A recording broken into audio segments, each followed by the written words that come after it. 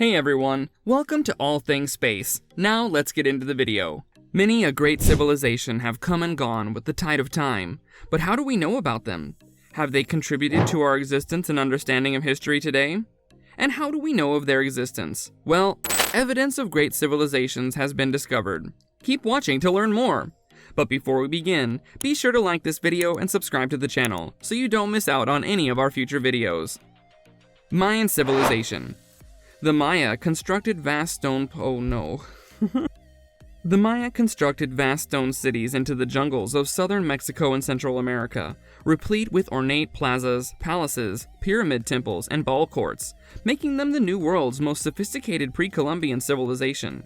The Maya, who were known for their hieroglyphic writing, calendar making, mathematics, astronomy, and construction, peaked in power during the so-called Classic period, which lasted from roughly AD 250 to AD 900.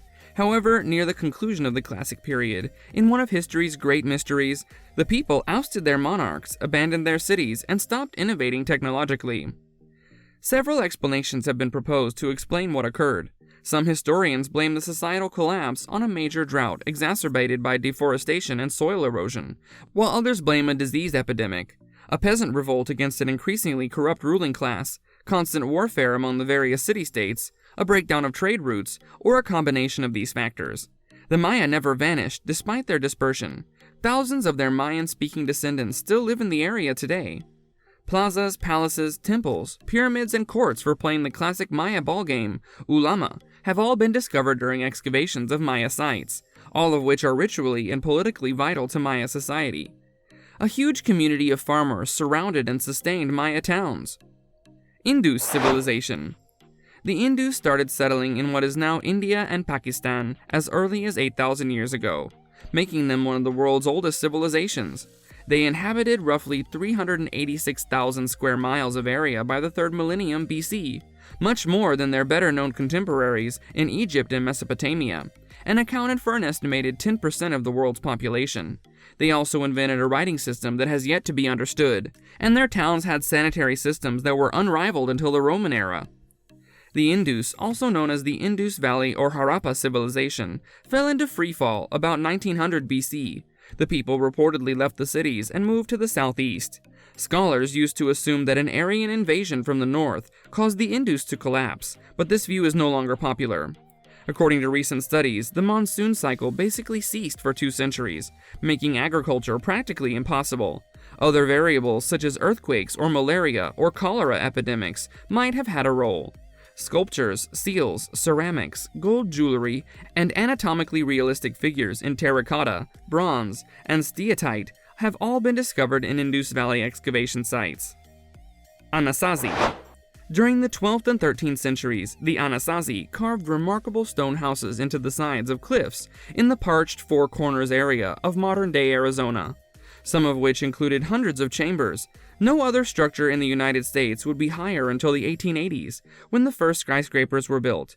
The cliff homes, however, did not last long, and the ultimate result was not picturesque. Massacres and cannibalism have been discovered, as well as indications of deforestation, water management issues, and a debilitating long-term drought, which many think triggered the spiral into violence.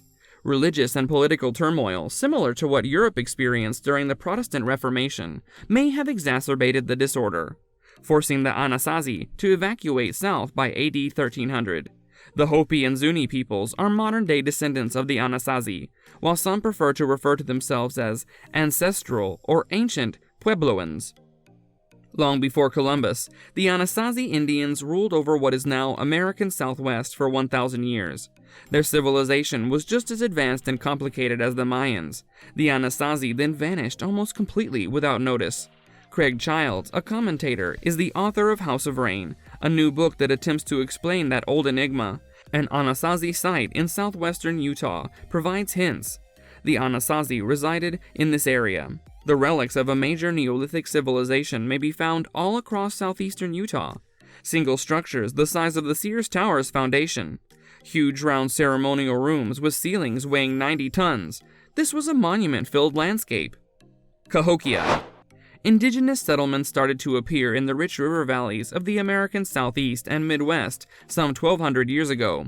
Thanks to the introduction of maize planting from Mexico, CAHOKIA, a few miles from the present-day St. Louis, Missouri, was by far the greatest of them, with a population of up to 20,000 people, equivalent to that of London at the time. This first American metropolis, surrounded by a high wooden stockade, had multiple plazas and at least 120 earthen mounds, the tallest of which, known as Monk's Mound, measured 100 feet tall and was constructed with 14 million baskets of dirt. Meanwhile, a red ring of cedar posts, known as Woodhinge, was presumably used as a solar calendar just beyond the wall. Because of its location at the junction of the Mississippi, Illinois, and Missouri rivers, the city seemed to prosper in the 1000s and 1100s. However, it is said to have begun to decline about AD 1200, at the time of a catastrophic flood, and was largely abandoned by the time Columbus arrived. Researchers have pointed to overexploitation of natural resources, political and social upheaval, illnesses, and the so-called Little Ice Age as probable explanations for Cahokia's demise, in addition to the flood. Easter Islands. Polynesians arrived to Easter Islands by canoe somewhere between AD 300 and AD 1200, one of the world's most isolated locales, situated roughly 2,300 miles west of Chile. Despite the absence of motors, pack animals, or cranes, they were able to create hundreds of massive stone sculptures, known as the moai, the tallest of which measured 32 feet tall and weighed 82 tons. By the 1800s, however, every monument had been desecrated, the island's population had plummeted, and the island's kings and priests had been deposed. Scientists have now established that Easter Islanders chopped down virtually every single tree and that rodents ate the tree's seeds before the forest could regerminate, using charcoal pieces and pollen from sediment cores. This ecological disaster, which rendered the population unable to construct rope or seagoing canoes and forced them to rely on grass for fire, may have ushered in a time of catastrophic hunger and civil conflict. Starting in 1722, when the first Europeans set foot on Easter Island, put to death many locals, the entrance of Europeans only contributed to the devastation. Several waves of smallpox, along with the big Peruvian slave raid, decreased the native population to about 100 by the 1870s, leaving behind their beloved moai statues. Vikings of Greenland. Eric the Red led a fleet of 25 vessels to settle on Greenland approximately AD 985, according to the Icelandic sagas. Not long after, he was briefly banned from Iceland for homicide.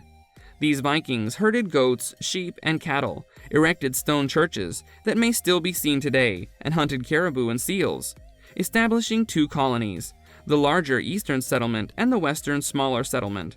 Their population rose to almost 5,000 after hundreds of years of thriving, or at least surviving, when a missionary group came in 1721 to convert them to Protestantism. However, all they found were ruins.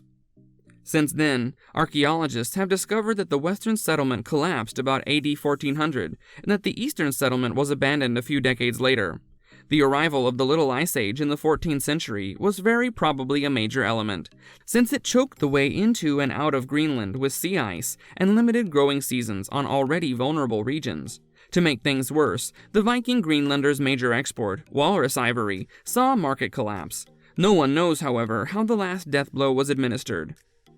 Some academics say they simply packed their belongings and returned to Iceland or Scandinavia, while others believe they starved to death, died of the Black Plague, or were wiped out by the Inuit, who arrived in Greenland from Canada about the year 1200. In any case, the Vikings weren't the only ones that failed.